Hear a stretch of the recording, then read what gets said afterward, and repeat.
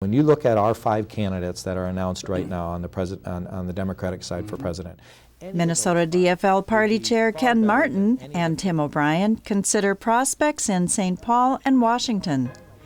And politics aside, Jeff Strait presents an advisory for Facebook junkies. I've been advised that feelings can really be hurt. Now on Democratic Visions, here's Tim. Ken Martin has been chair of the Minnesota DFL Party going on 5 years. Ken, of course, offices at the state DFL headquarters in St. Paul, but more often than not is found at meetings, fundraisers, press conferences, lunches, rallies, and occasionally on Almanac. Welcome back to Democratic Visions, Ken. Great to see you. Thanks for having me, Tim. Ken, in late September, you were at a meeting of the Hemingway Forum. 12 former DFL chairs. What'd you guys talk about?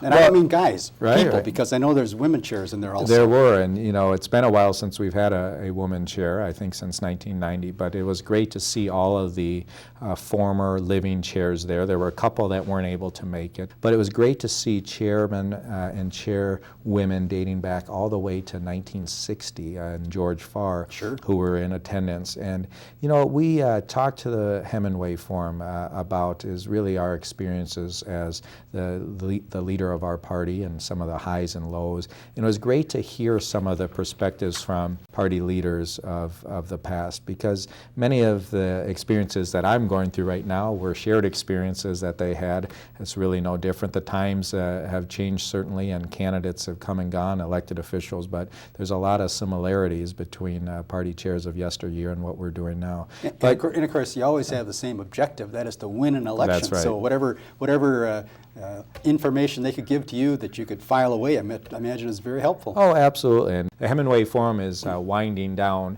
The Hemingway Forum is a group of former DFL party leaders, activists, and others from... Named after Ray Hemingway. After Ray Hemingway. Ray Hemingway was one of the first party chairs for the DFL and was instrumental in the merger back in 1944 between the Democratic and former Labor parties.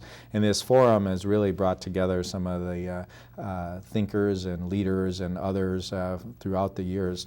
Ken, I'd like to begin by glancing back at the 2014 general election. Now, that was largely a successful year for you and the state party. Right. I mean, we took the governor's seat, we took the Senate seat, all the state offices, had the 8th Congressional District back in our pocket. But we lost, I think, 12 votes in the Minnesota House, swinging from majority to minority position in that, which has the unfortunate consequence of divided government. Right. So with that fact in mind, what do you think were the accomplishments of the last session, the 2015 session of the legislature?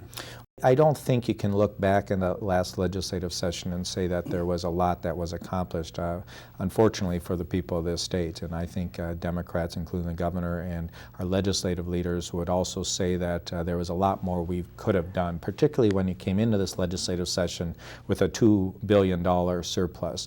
We could have made critical investments in the future of this state, and instead, because of Republican intransigence and this very far-right philosophy that they had, and frankly, the idea that they would give back this surplus instead of using it to make strategic investments, we were stuck in a standstill. And it's obscene to me, with all the things we could have done to help build communities and invest in people throughout the state, that we left $800 million on the bottom line, so that the Republicans next year can, you know, basically line up a huge tax break for the wealthiest individuals in Minnesota and corporations. So, you know, there were some things done, but by and large, I think it was a session of missed opportunities. But the governor didn't go down without a fight. I mean, he rammed through some important legislation, did he not? Yeah, well, there's no doubt he did. And I think at the end of the day, you know, the governor and Democratic leaders should be proud of some of the things that they were able to get done. But everyone acknowledges that, unfortunately, given the polarization in politics, both in Washington and St. Paul these days, that unfortunately, unless people are willing to actually come together, compromise, find common ground, and govern govern together, try to tackle some of these really weighty issues in our state in a bipartisan manner, nothing's going to get done. And so what we've seen is divided government actually is not working. As much as people like the idea of divided government, it only works when people actually want to work together and try to govern together despite their differences. And so we've unfortunately seen the same dynamic that exists in Washington, filter all the way down to the state legislature here in Minnesota. Well, now the metaphorical elephant in the room that has to be addressed is our crumbling roads and bridges that are going to pot. And I didn't realize this.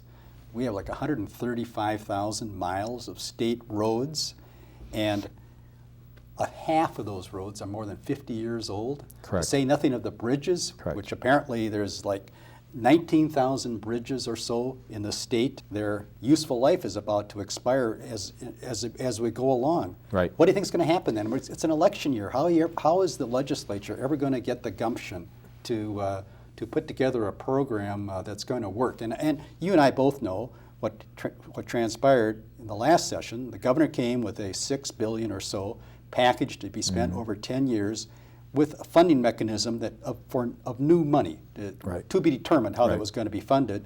And the Republicans countered with, first of all, they countered with a $700 million, and when that got laughed out of the place, they came back with maybe $7 billion over 10 years. But they want to divert money from seniors, Right. Ordinary Right. citizens, and then they want to borrow more money as Right. opposed to coming up with any new sources of revenue. Yep. Is there a compromise possible out of that? Well, look, you hit the nail on the head. When you include all the roads and bridges in this state, 40% of them are over 50 years old and nearing the end of their life cycle. We are nearing a transportation crisis in this state.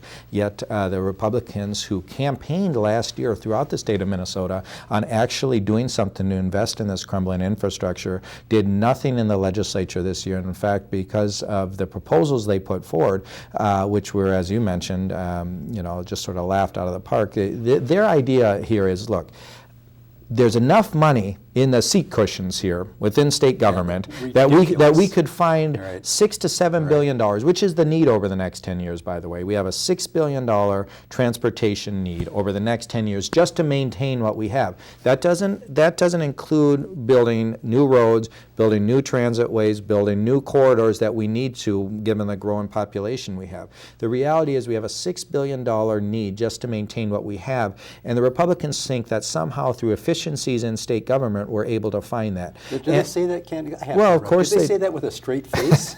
Or is it wink, wink? I mean, Right, right. Is it just rhetoric? Right. Well, it is a rhetoric, and unfortunately, what drives that is their pledge that they've taken to groups like Taxpayers League and Grover Norquist not to raise taxes.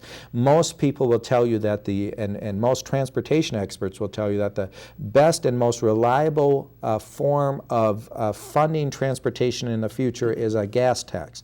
And Democrats have pushed forward for a gas tax for many, many years now. It's a tax at the wholesale level, isn't it? Correct. Only to see that stymied by Republicans. And the reality is someone has to have the political courage to say, we've got to do something about this. And that means we got to swallow a hard pill and find some new revenue for transportation in this state. I grew up in a Republican family out in Eden Prairie. My dad was a Republican, all my uncles, and he used to say, there's a role for government, and I'll tell you what that role is. One is public education, two is public safety, and the third is building things, infrastructure. That sounds like a Democratic platform. There you go. But we have to have infrastructure so those businesses can succeed. Well, if you think about this modern Republican Party now, Tim, people who've been elected both in St. Paul and Washington from that party, they don't believe in that government has a role in people's lives anymore. And in fact, they believe their job was to go to Washington, go to St. Paul to actually shrink the size of government and get government out of people's lives. Well, Tim Pawlenty redo. right. Well, I would say that, try telling that to people in greater Minnesota, the farmers who can't get their goods to market because their roads are so bad. And Try you- telling you that to dr- businesses You drive here. all over the state. I Sure. don't get out as much as you do, but I was driving on 169 up in the Grand Rapids area. That road's a mess. Oh, absolutely. But And they're not even working on it. that's right. And so government does have a role in people's lives, and people see it every day in this state. And when you think about transportation, both parties agree something has to be done. Yet the Republicans think that somehow you can just find it through efficiencies. And you know what that is code for is exactly what you said earlier. What they would do is they would basically take money out of the general fund away from other critical priorities like education and health care and welfare and other pieces that we need to make our state great. They would take that away and divert it towards transportation. You can't do that either. You have to actually grow the pot, not shrink the pot. You have to find a way to do all of this to make our state great. And that's what Democrats have been doing. It's not the idea that we just want to grow government for the sake of growing government, but to keep up with the needs of this state, we do need to make investments in our people and our communities. And so, another missed opportunity is on broadband. You think about what's happening in greater Minnesota. There's a huge need for investment in infrastructure. Wait. The Republicans say that they're going to serve greater Minnesota in the best possible sense. Sure. I had a difficult time reconciling that with their refusal to adequately fund broadband. Am I missing something here? No, but you hit the nail on the head. My dad used to say all the time, actions speak louder than words. You can say you care about greater Minnesota, you can campaign on it like you did last year, but your actions in the legislature prove otherwise. When it came to actually funding broadband, in the Republican budget, how much do you think they proposed in their budget? I don't know that. Well, the need is $100 million. You'd think maybe they put seed money of something in there, right? Zero. What? They proposed zero. And when we talk about communities in greater, yes. Where are they going to wring that money out of? Which efficiencies? Well, there you go. I mean, this is the problem, which is you can say you care about it, but when a push comes to shove, and it's time for you to deliver on the promises you made to the people in this state. We have a crisis in greater Minnesota right now because these communities don't have the infrastructure, the high-speed infrastructure to attract employers to their communities. And until we start investing in infrastructure like broadband access for these rural communities, they're not going to be able to compete for those employers. And at the end of the day, we're going to continue to see these communities shrivel up and die on the vine. We had an opportunity. The Democrats proposed a significant investment in rural broadband access. The Republicans only proposed zero, and in the end, we ended up finding a compromise. I think we put $6-7 million in out of a $100 million short-term need. The reality is the Republicans campaigned last year on helping rural communities. You know what? They cut local government aid or proposed to cut local government aid. When they were in control, they took money from our schools 2 years ago. They took money from our schools. They talked about investing in rural broadband access and did nothing for that. And then in terms of transportation, one of the biggest crises that greater Minnesota is facing, they did nothing to actually help get anything done on transportation in this state. So you can't speak out of both sides of your mouth and act like you care and then do nothing to help. And you can bet your bottom dollar that as we go into 2016 and we are in this race to take back the legislative majorities, we're going to remind voters that they failed to deliver on their promises. Well, I think a message like that will resonate well across the metro area and outstate Minnesota besides. So, but you brought up, or you sort of segued into coming up 2016 elections. Now, nationally, the Republican Party, it's amateur hour. I mean, they're catering to their lowest denominator with the issues that they care to emphasize. But let's talk about the Democrats. Now, I know that you're backing Hillary Clinton, but you don't expect that she's going to have a cakewalk in Minnesota, do you? She shouldn't have a cakewalk, and what I've said is we're Democrats. We don't do a coronation.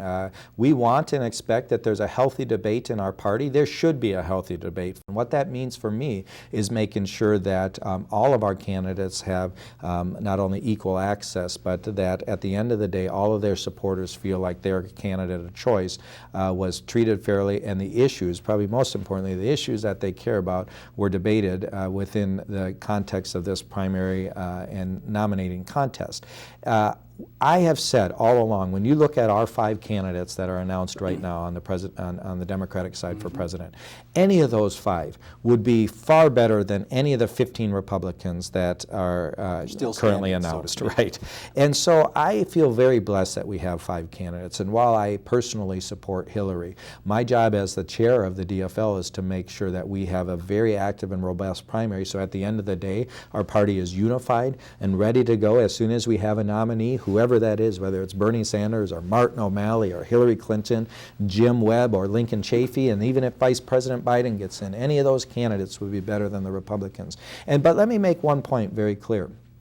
The stakes in this presidential election are exceedingly high. And I know people say that all the time. Well, this is the most important election year. But, you know, I want folks to think about the fact that the next president of the United States is going to appoint upwards of 4 Supreme Court justices, more than likely at least 4 Supreme Court justices.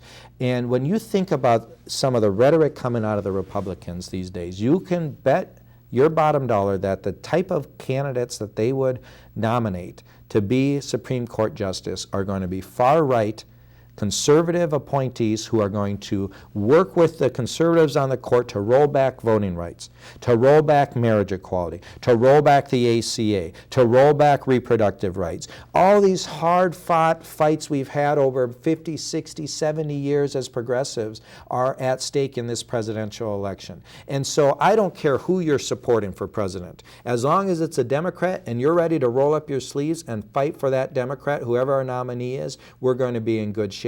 We don't have the luxury as Democrats, given the stakes of this election, to be purist or be divided on the issues. We've got to be united and ready to go. Now, Minnesota is going to be allocating its national delegates to the Democratic National Convention, the group that will actually decide who the nominee for president is going to be, based upon a presidential ballot on caucus night. Can you tell us about that? Yeah, Minnesota is unique in this way, which is on our precinct caucus night, which is on Tuesday, March 1st of 2016. Both parties, the Democratic Party and the Republican Party, will have their caucuses on those evenings, which is known as Super Tuesday. Anyone who comes out and participates will vote, essentially cast a vote on a preference ballot for president. The results of that vote will bind the election of delegates to the national convention across the board. So if, for instance, Bernie Sanders got 60% of the vote on precinct caucus night, he by extension would get 60% of the delegates from our Minnesota delegation to the national convention out of Minnesota. So our vote actually binds the election of future delegates. So in essence, it becomes a de facto primary. Now, I don't want to get too far into the weeds, but I don't want to go to the caucus. Can I just show up and cast my vote? I'm a Democrat, and I want to vote in that race. Can I do that? You can, and in fact, we don't require you to stay and participate in other party business. If all you want to do is come out and express your support for a candidate by voting for that candidate, you can do that. You show up at 7 o'clock. All you have to do is sign in, put your address and name and number down and sign in, and then you'll be given a ballot. You can vote, and then you can leave. The voting will be open for a half-hour period from 7 to 7:30, and we really encourage people, even if they're not interested in the other party business, which I would encourage folks to stay for. There's a lot of great opportunity to get involved in the party and discuss issues and meet people just like yourself. Of course, the DFL party staff and myself are really focused on encouraging as many people to show up and participate in the caucuses. As you know, Tim, in 2008, during the last hotly contested Democratic primary between then Senator Obama and Senator Clinton, we saw 220,000 people in Minnesota come out to the DFL precinct caucuses, which was an all-time high. And so we're hoping that just as many, or maybe even more, come out in 2016 to support their candidate. If you're worried about the direction of this country, you have an opportunity to shape that by showing up on March 1st. Now, Ken, whoever the nominee is, do you think that she or he will have any coattail effect that might possibly influence the outcome of our contest for the state house? Well, it's hard to say, but I certainly think, as we talk about Hillary Clinton, that I think with her candidacy, there's no doubt in my mind that she will have a very positive impact on drawing women voters out, particularly in the suburbs, but frankly all over the state and all over the country. That will help many of our candidates up and down the ballot win close races. I really believe that. But I also think that Bernie Sanders has tapped into a very solid group of people that we also need to participate as well. And so the one thing I do know is that no one should take for granted or just become complacent or assume that somehow we're going to march into this presidential office just because the Republican candidates are so god-awful. We can't rely on their incompetence to deliver the presidency. No, but it doesn't hurt. Well, no doubt about it. And I think by contrast, people will see that our candidates are not only sane, but have a positive vision for moving this country forward. But history is not on our side. We have an uphill climb here. And you can rest assured, given the Citizens United decision and all these other court cases since then that have tilted the scales towards these dark money groups and the Koch brothers and corporations, that this will be the most expensive presidential race we've ever seen. And remember, 2012, Barack Obama raised and spent over $1 billion to be reelected as President of the United States. It is absolutely obscene what's happening, but they're going to those conservatives are going to throw everything they have at trying to make sure that they win next November. Ken, I'm going to ask you some deep secrets here. You're on Facebook, aren't you? Yes. And why? It's a great way to stay in contact with people, and it's always fun to see what your old friends are up to and stay in touch. What other kind of social media? Twitter? Do you utilize? I use that Twitter also? and Instagram and all sorts of other social media platforms. In this instantaneous news cycle that we live in, the idea of staying on top of news and communicating messages is really important, and we need to always be on top of utilizing all the latest technologies to push out our messages. And to say nothing of gotcha politics, because Fox News, CNN, if they find careless tweeting or improper Facebooking, they're going to be on your case. With social media, you just got to be really careful, don't you? Absolutely. You're going to want to watch this. Now, I know most of you have a Facebook account. I certainly do. I've been advised that feelings can really be hurt if one is honest and comments are too bold on Facebook. So, okay. Now, harmless white lies are called for when friends post yet another selfie of themselves and their ugly husbands or cats, or even worse, with some politician. The smiles are forced. Don't they know that etologists conclude that showing all those teeth is actually a threat, a warning among primates to back off? With all those teeth showing, they're saying, we don't really like you. Now, emotional anxiety can be sparked when a surprise change in a friend's relationship status is discovered. Now, the caring folks at Your Tango website are currently streaming a very important and helpful instructional film on Facebook etiquette.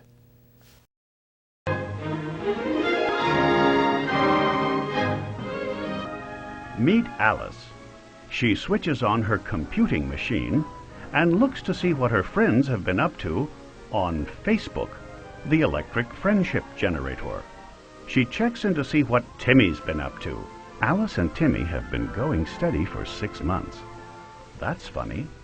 Timmy changed his relationship status from in a relationship to single. Even more curious, he became friends with Donna Whitehouse at 2:07 a.m.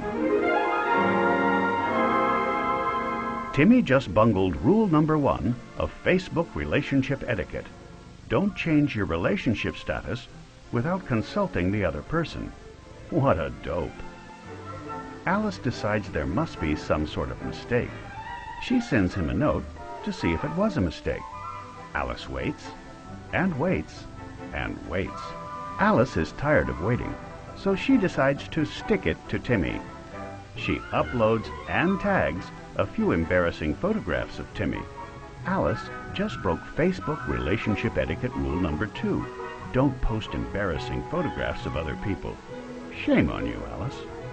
It's okay, Alice. We all make mistakes. It looks like Timmy has posted some messages on Alice's wall. I can't believe you posted those photos of me. By the way, it was just a regular rash.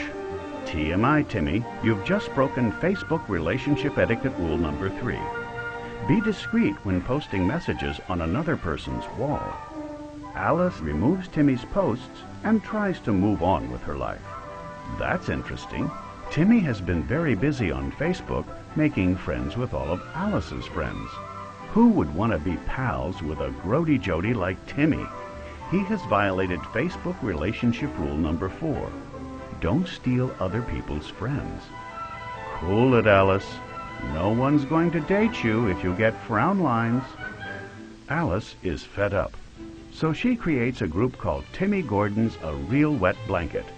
According to the group's description, Timmy cries over spilled milk. Timmy wets the bed. And Timmy is a communist. Be careful, Alice. This is clearly in violation of Facebook relationship rule number 5. Don't start hate groups. What did I tell you, Alice? All of this could have been avoided by following the simple rules of Facebook etiquette.